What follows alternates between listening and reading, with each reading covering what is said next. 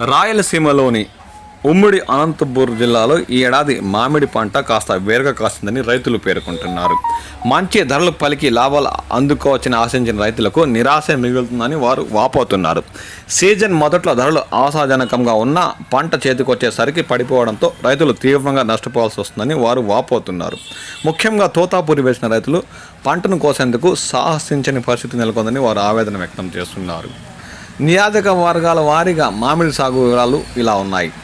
ఉమ్మడి అనంతపురం జిల్లాలోని పెనుకొండ నియోజకవర్గంలో 950 ఎకరాల్లో మామిడి సాగు ఉందని వారు అంటున్నారు. ఇక మడకసిరలో 800 ఎకరాలు, హిందూపురంలో 650 ఎకరాల్లో, ధర్మవరంలో 1100 ఎకరాల్లో, కదిరి 1000 ఎకరాల్లో, రాప్తాడు పరిసర ప్రాంతాలను 750 ఎకరాల్లో మామిడి సాగు చేస్తున్నట్లు స్థానిక మామిడి రైతులు పేర్కొన్నారు.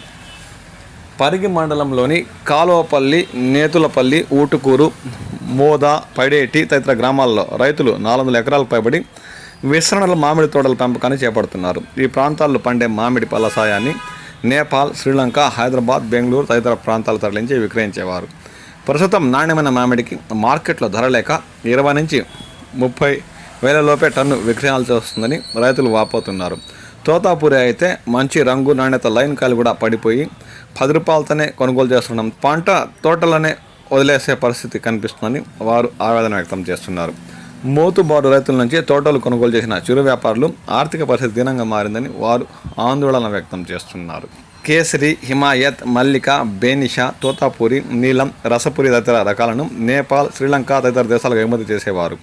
ఆయా దేశాలకు మామిడి ఎగుమతులు నిలిచిపోవడంతో ధరలు పడిపోయాయని కాలుపలకు చెందిన రైతులు రంగనాథ్, సంజీవరాయప్పలు తెలిపారు. పెట్టిన పెట్టుబడులు కూడా దక్కడం లేదని వారు ఆందోళన వ్యక్తం చేస్తున్నారు. ఈ మధ్యకాలంలో ఉమ్మడి అనంతపూర్ జిల్లాలో వర్షాలు కురుస్తుండడంతో మామిడి కాయకి ఊజీ ఈగ ఆశించి కాయలు తొలిచివేస్తుండడంతో తోటల్లోనే నిలరాలిపోతుందని వారు ఆవేదన వ్యక్తం చేస్తున్నారు. భవిష్యత్తులో ప్రభుత్వమే మామిడి ఉత్పత్తులను కొనుగోలు చేసేందుకు అనువైన మార్కెట్ సౌకర్యం కల్పించి ఆదుకోవాలని స్థానిక రైతులు కోరుకుంటున్నారు. అదికాక సీజన్ సగం ముగిశాక రాష్ట్ర ప్రభుత్వం మేలుకొని రైతులకు, తోతాపూరి పండిస్తున్న రైతులకు టన్నుకు 4,000 సబ్సిడీ ఆలస్యంగా ప్రకటించిన కాస్త తోతాపూరి పండిస్తున్న రైతులకు ఊపిరి పోసినట్టేనని వారు ఆశాభావం వ్యక్తం చేశారు.